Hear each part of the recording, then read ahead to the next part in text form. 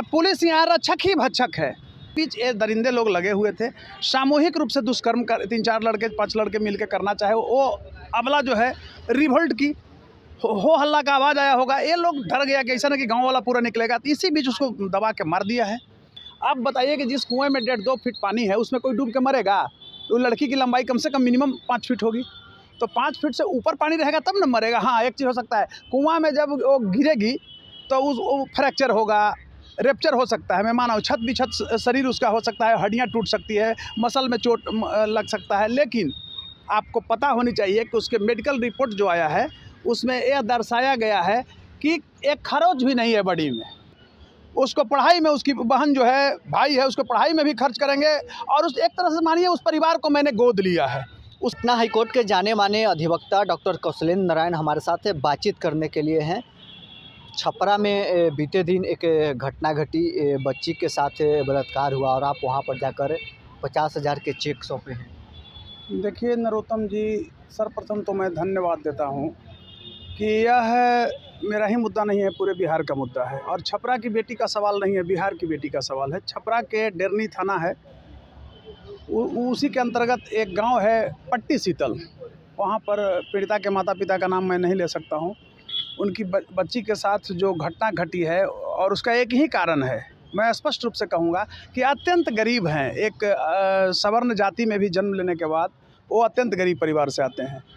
तो जब यह मेरे संज्ञान में आया तो मैं स्पॉट का विजिट किया तो इस रूप में मैं बताना चाहूँगा कि जिस कुआं को ये लोग दिखा रहा है कि वो लड़की कूदी होगी, वो कुआं में मात्र 1.5-2 फीट पानी है। तो 1.5-2 फीट जहाँ पर पानी है, आप स्पष्ट रूप से समझिए, उसमें कोई डूब के मर सकता है। मैं उसमें बांस भी डाला हूँ, आपके जैसे ही मीडिया कर्मी वहाँ भी थे, तो वो बांस छूट भी गया है, पूरा उसको दबाया अंदर, फिर भी 2-2.25 फीट से नहीं जा रहा। अंदर जो उसका कीचड़ होता है उसमें भी धंसता है, 6 इंच धंसा होगा। तो कहने का अभिप्राय हुआ कि प्रशासन जो है मिसलीड किया है उस घटना का। प्रेम प्रसंग देख घटना स्थल पर आप पहुँचे, आपने क्या देखा वहाँ पर, स्थिति क्या है? देखिए, सीधी सी बात है, आज के डेट में मैं बताना चाहता हूं कि गैस सिलेंडर भी नहीं है उस परिवार में, गैस सिलेंडर भी उस परिवार में नहीं है। तो आप समझिए कि उसकी इतनी माली स्थिति ख़राब थी। वो लड़की जलावन के लिए जाती थी, वो पुराना मकान है थोड़ा दूर पर, तो जलावन वहाँ से बांस वगैरह पुराने मकान में तो उसको लाने जाती थी। इसी बीच ये दरिंदे लोग लगे हुए थे, सामूहिक रूप से दुष्कर्म कर 3-4 लड़के 5 लड़के मिलकर करना चाहे, वो अबला जो है रिवोल्ट की हो हल्ला का आवाज़ आया होगा, ये लोग डर गया कि ऐसा ना कि गांव वाला पूरा निकलेगा, तो इसी बीच उसको दबा के मार दिया है। और देखें कि मार के फिर स्टेटस भी लगाया है, उसमें एक आध वो क्रिमिनल माइंडेड, अत्यधिक क्रिमिनल माइंडेड होगा, स्टेटस लगाया। और वहाँ से मार करके देखिएगा, वो हाथ में कुछ पहने हुए थे, वो टूटा है, वहाँ पर टूट के गिरा हुआ है। उसके बाद जब उसको खींच के ले जा रहा है तो घास जो है देखिएगा वहाँ पर दाग बनते गया है। हालांकि FSL की टीम ने उसको लॉक किया है उस घर को, और वहाँ से उठा के जो कुआं में डाला है, कुआं में मात्र 1.5-2 फीट पानी है। आप बताइए कि जिस कुएं में 1.5-2 फीट पानी है उसमें कोई डूब के मरेगा? तो लड़की की लंबाई कम से कम मिनिमम 5 फीट होगी, तो 5 फीट से ऊपर पानी रहेगा तब न मरेगा। हाँ, एक चीज़ हो सकता है, कुआं में जब वो गिरेगी तो वो फ्रैक्चर होगा, रेप्चर हो सकता है, मैं माना छत शरीर उसका हो सकता है, हड्डियाँ टूट सकती है, मसल में चोट लग सकता है। लेकिन आपको पता होनी चाहिए कि उसके मेडिकल रिपोर्ट जो आया है उसमें यह दर्शाया गया है कि एक खरोच भी नहीं है बॉडी में। ये तो क्लियर हो गया कि उसको उठा के किसी ने डाल दिया। अगर कुआं में गिरेगी तो खरोच तो आएगा ना। तो कहने का अभिप्राय हुआ, जब इस घटना को मैंने देखा और तब मैंने माता पिता से मिला, और प्रशासन पहले तो हमको कह रहा था कि आप नहीं जा सकते। मैंने कहा कि मैं तो एडवोकेट हूँ, मेरा राइट है, हम किसी का एडवोकेसी कर सकते हैं। तो मैं गया, प्रशासन ने बहुत अच्छा सहयोग किया। बाद में कहा कि हम चाहते हैं कि बवाल हो जाएगा, ये हो जाएगा, लेकिन वकील बवाल करने थोड़ी आता है, हम तो कानून के पुजारी हैं। और अगर हम न्याय के लिए आगे नहीं आएंगे तो शायद वो अबला का परिवार शीर्षक कर रो पड़ेगा। एक आपको बहुत ही मार्मिक दृश्य में बता रहा हूँ। उस लड़की के फादर के पास जो FIR किए हैं, जब लड़की वो कुएं में उसका शव बरामद हुआ तो उसकी माँ जो है अपने पति को फ़ोन करती है। माने लड़की के पिता को फ़ोन जाता है, दमन द्वीप में वो गार्ड की नौकरी करते थे। फ़ोन जब जाता है तो वो कहते हैं कि थाना को फ़ोन करो। थाना को फ़ोन किया गया। इसी बीच थाना जब आती है तो कहती है कि पंचनामा बना लीजिए। ये पंचनामा क्यों बनाना है भाई? अरे तुम जिसको नाम आ रहा है उस पर FIR दर्ज कर पकड़ो। 24 घंटा के बाद FIR करती है थाना। आपका ये कहना है कि पूरी तरह से प्रशासन का घालमेल इसमें कोई शक है? प्रशासन जो है इसको लिपापोती करना चाहा, लेकिन ये लीपापोती होने वाला चीज़ नहीं। एक और घटना उसी में बता दे रहे हैं, उसके गांव के एक अनिल सिंह सपोर्ट कर रहे हैं। अब अनिल सिंह भाई देखे कि गरीब परिवार है, मैं इसके पक्ष में खड़ा हूं। अनिल सिंह के 2 दिन के बाद मारपीट कर करके और SC/ST एक्ट लगवा करके प्रशासन जो है सो उनको जेल में डाल दिया है। अभी मैं उसी प्रसंग को बता रहा हूं कि अनिल सिंह जो इसका FIR, माने अबला के पास, माता पिता के पास FIR देखने के भी नहीं ताकत है, कोई ज्ञान नहीं है। तो वो FIR निकाल के रखे हुए थे, कॉपी उसकी प्रति, वो FIR की प्रति आप देखिएगा तो हंसी आएगा जिस तरह से थाना ने FIR बनाया है। तो कहने का अभिप्राय हुआ कि उस परिवार को अब सेकंड पहलू आता है। आपने कहा कि आपने 50,000 रुपया दिया। जब मैं आर्थिक स्थिति के बारे में जाना और मुझे लगा, एक चीज़ मैं स्पष्ट रूप से कहना चाहता हूँ कि गरीब के कोई जाति न होता है।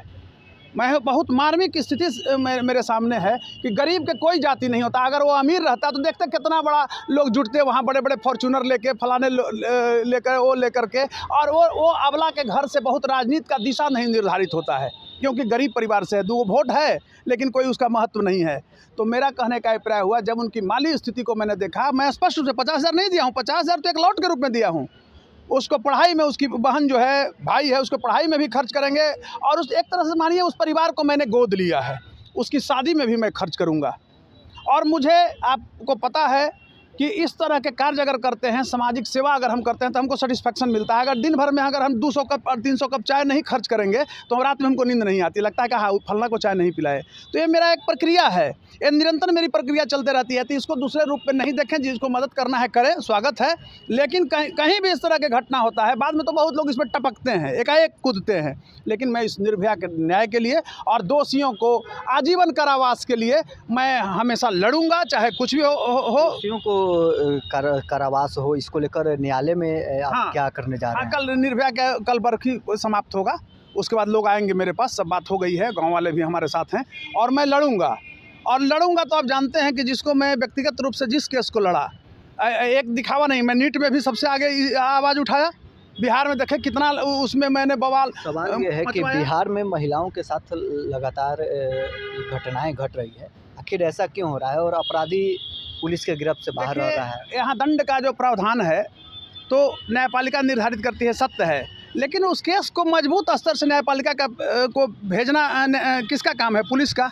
तब पुलिस यहाँ रक्षक ही भक्षक है, रक्षक ही भक्षक है। और एक चीज़ आपको मैं 2 शब्दों में समाप्त करूँगा कि आज मुंगेर गोलीकांड हुआ था, अनुराग गुप्ता बनिया था, मारा गया था बेचारा, 17 साल के लड़का, उसकी बहन रोने लगी थी। उसको सबसे पहले मैं ऑनरेबल पटना हाई कोर्ट में रिट डाला, और उसमें देखिए कि SP पर, वहाँ के कड़क SP लिपि सिंह, उन पर प्रोसीडिंग चला, आपको याद होगा। उसके बाद आप देख लीजिए 67 में BPSC के इतना बड़ा अभियुक्त रंजीत रजक DSP को पर मैंने ये कराया, और देखिए उस पर जांच गया, जेल हुआ। कई घटना, एम्बुलेंस घोटाला हुआ, एम्स घोटाला, क्या नहीं मैंने लड़ा। और निर्भीकता के साथ मैं कहता हूँ, वह छपरा और सारण की सिर्फ बेटी नहीं है, वह बिहार की बेटी है, वह मेरी बेटी समान है। और उसकी आत्मा को शांति के लिए, और दोषियों को सजा के लिए, और परिवार को संबल देने के लिए, अगर उसका परिवार अशिक्षित है, कमज़ोर है, तो एक भाई के रूप में, उस परिवार का एक सदस्य के रूप में मैं आजीवन, जब तक सांस रहेगा, मैं खड़ा रहूँगा। और मुकदमा तो लड़ूंगा ही फ्री में, आर्थिक रूप से मैं सशक्त करूँगा। और इसमें हमारा कई लोगों से बात हुआ है, एक टीम भी हम लोग वहाँ विजिट कर रहे हैं, जो छपरा में चाहते हैं कि, क्योंकि ट्रायल कोर्ट का तो मैं वकील हूँ ना, मैं ऑनरेबल पटना हाई कोर्ट का हूँ, ट्रायल कोर्ट में हम जाएंगे नहीं, लेकिन वहाँ भी एक वकील का जो फौज है, अच्छे वहाँ भी वकील हैं, उनसे हमारी बात चल रही है कि किसी हालत में उसको, उन दोषियों को, दरिंदों को, दुष्कर्मियों को सजा हो। बलात्कारी, भ्रष्टाचारी और अपराधी किसी जात धर्म का नहीं होता, मैं बार बार कहता हूँ। और जिस तरह से वो अबला, अब बताइए ना, वहाँ हमको कोई पॉलिटिकल लाभ लेना है, वो वहाँ उस गांव में, ना मैं लोकल तो हूँ नहीं, ना कोई राजनीतिक लाभ। हाँ, एक चीज़ ज़रूर है कि इस तरह के बेटियों के साथ जो घटना हो रही है, तो मैं व्यक्तिगत स्तर पर मर्माहत हूँ, मेरे अंदर भी दुख है, क्षोभ है, और मौत से मायूसी है। और मैं चाहता हूँ कि इन बलात्कारियों को तो फांसी पर, अगर गलत होता तो पत्थर मार कर मुआ देता लोग। और इंडिया में भी कड़े से कड़े का कानून बनाया जाए। हालांकि पॉक्सो तो लगा हुआ है, आजीवन कारावास तो होना ही है उन सबों का। हालांकि FIR को तो पुलिस पी गई है, कुछ नहीं रहने दिया है FIR में। मैं यही कहना चाहता हूँ, और जब तक मैं जिंदा हूँ, लास्ट मेरा उक्ति को सुन लीजिए, न मुझे कोई डरा सकता है और न मुझे कोई खरीद से। कोई माया के लाल के पास पैसा ही नहीं है। कोई बड़ा अपराधी भी कितना बड़ा डॉन हो, पैसा बराबर हम नहीं समझते हैं, समझते चुटकी बराबर भी नहीं समझते हैं। मैं डरने वाला नहीं हूँ।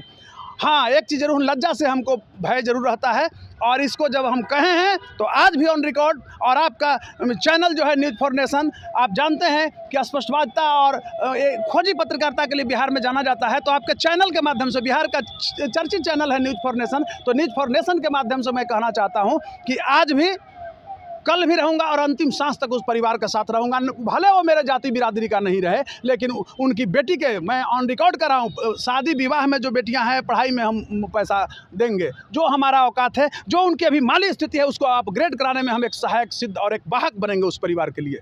दरिंदों ने दुर्व्यवहार करके उसे मौत की नींद सुला दिया।